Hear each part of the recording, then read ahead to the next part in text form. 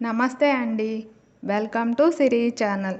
కార్తీక పురాణములోని 11వ అధ్యాయమును ఈరోజు మీకు వినిపిస్తాను. మంథరుడు పురాణ మహిమ. ఓ జనక మహారాజా, ఈ కార్తీక మాస వ్రతము యొక్క మహత్యము గురించి అనేక ఉదాహరణలు చెప్పియుంటిని.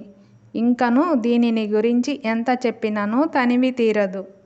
ఈ మాసమందు విష్ణువును అవిసె పువ్వులతో పూజించిన ఎడల చాంద్రాయణ వ్రతము చేసినంత ఫలము కలుగును. విష్ణువు అర్చనానంతరము పురాణ పఠనము చేయించిన, వినిపించిన అటువంటి వారు తప్పనిసరిగా వైకుంఠాన్నే పొందుతారు. దీనిని గురించి మరొక ఇతిహాసము చెప్పెదను, శ్రద్ధగా ఆలకింపుము అని వశిష్ఠుల వారు ఈ విధముగా చెప్పదొడంగిరి. పూర్వము కళింగ దేశమున మందరుడను విప్రుడు కలడు. అతడు ఇతరుల ఇండ్లలో వంటలు చేయుచు, అక్కడనే భుజించుచు, మద్య మాంసాది పానీయములు సేవించుచు, తక్కువ జాతి వారి సాంగత్యము వలన స్నాన జప దీపారాధనాదికములను ఆచారములను పాటింపక దురాచారుడై మెలగుచుండెను.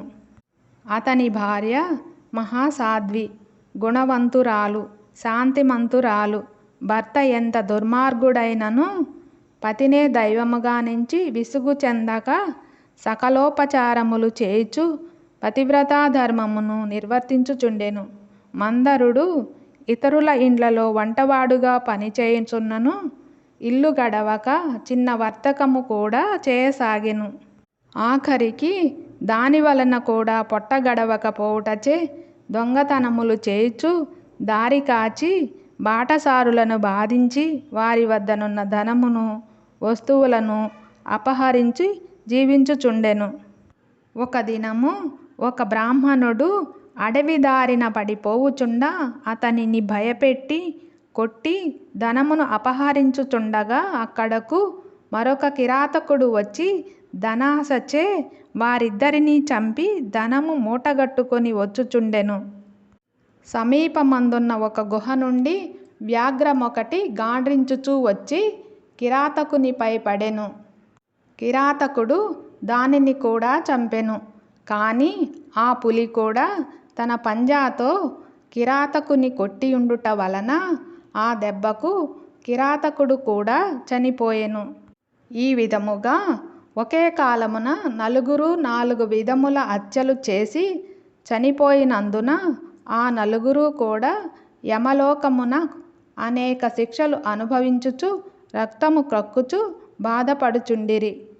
మందరుడు చనిపోయిన నాటి నుండి అతని భార్య నిత్యము హరినామస్మరణ చేయుచు సదాచారవర్తిని అయి భర్తను తలుచుకొని దుఃఖించుచు కాలము గడుపుచుండెను. కొన్నాళ్లకు ఆమె ఇంటికి ఒక ఋషి పుంగవుడు వచ్చెను. ఆ వచ్చిన ఋషిని గౌరవముగా ఆహ్వానించి అర్ఘ్యపాద్యాదులచే పూజించి, స్వామి, నేను దీనురాలను, నాకు భర్త కాని సంతతి కాని లేరు. నేను సదా హరినామస్మరణ చేయుచు జీవించుచున్నదానను కాన నాకు మోక్ష మార్గమును ప్రసాదించమని బ్రతిమాలుకొనెను. ఆమె వినయమునకు ఆచారమునకు ఆ ఋషి సంతసించి, అమ్మా, ఈ దినము కార్తీక పౌర్ణమి, చాలా పవిత్రమైన దినము. ఈ దినమును వృధాగా పాడు చేసుకొనవద్దు. ఈ రాత్రి దేవాలయములో పురాణము చదువుదురు. నేను చమురు తీసుకుని వచ్చెదను. నీవు ప్రమిదను ఒత్తిని తీసుకుని రావలేను. దేవాలయములో ఈ ఒత్తిని తెచ్చిన ఫలము నీ వంతనుకొనుము అని చెప్పిన తోడనే అందుకామె సంతసించి వెంటనే దేవాలయమునకు వెళ్ళి శుభ్రము చేసి గోమయముచే అలికి ముగ్గులు పెట్టి తానే స్వయముగా ఒత్తి చేసి 2 ఒత్తులు వేసి ఋషి తెచ్చిన నూనె ప్రమిదలో పోసి దీపారాధన చేసెను.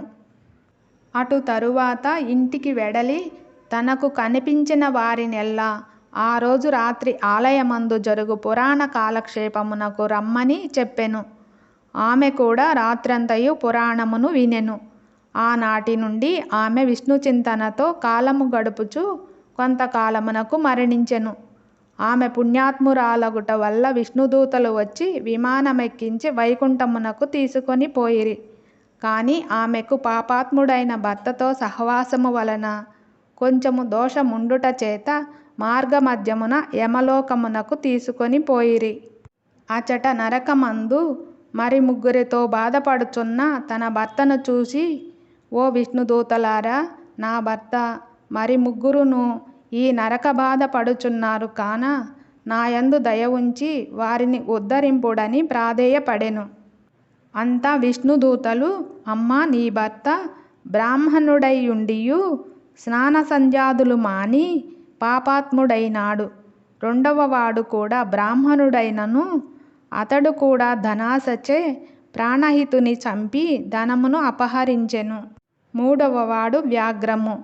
నాలుగవవాడు పూర్వము ద్రవిడ దేశమున బ్రాహ్మణుడై జన్మించినను అనేక అత్యాచారములు చేసి ద్వాదశి రోజున కూడా తైలలేపనము మద్యమాంస భక్షణ చేసినాడు కాన పాపాత్ముడైనాడు. అందుకే ఆ నలుగురు నరకబాధలు పడుచున్నారు అని వారి చరిత్రలు చెప్పిరి. అందులకామె చాలా విచారించి, ఓ పుణ్యాత్ములారా, నా భర్తతో పాటు మిగిలిన ముగ్గురను కూడా ఉద్ధరింపుడని ప్రార్థించగా, అందులకా దూతలు, అమ్మా, కార్తీక శుద్ధ పౌర్ణమి నాడు నీవు ఒత్తి చేసిన ఫలమును వ్యాఘ్రమునకు, ప్రమిద ఫలము కిరాతకునకు, పురాణము వినుట వలన కలిగిన ఫలము ఆ విప్రునకు ధారపోసినచో వారికి మోక్షము కలుగును అని చెప్పగా, అందులకామె అట్లే ధారపోసెను.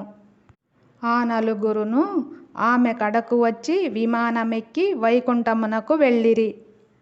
కావున ఓ రాజా, కార్తీక మాసమున పురాణమును వినుట వలన, దీపము వెలిగించుట వలన ఎట్టి ఫలము కలిగెనో వింటివా అని వశిష్ఠుల వారు చెప్పిరి. ఏకాదశాధ్యాయము 11వ రోజు పారాయణము సమాప్తము. ఈ వీడియో చూస్తున్న వాళ్ళకి నా ధన్యవాదములు. Please like, share and subscribe to Siri channel.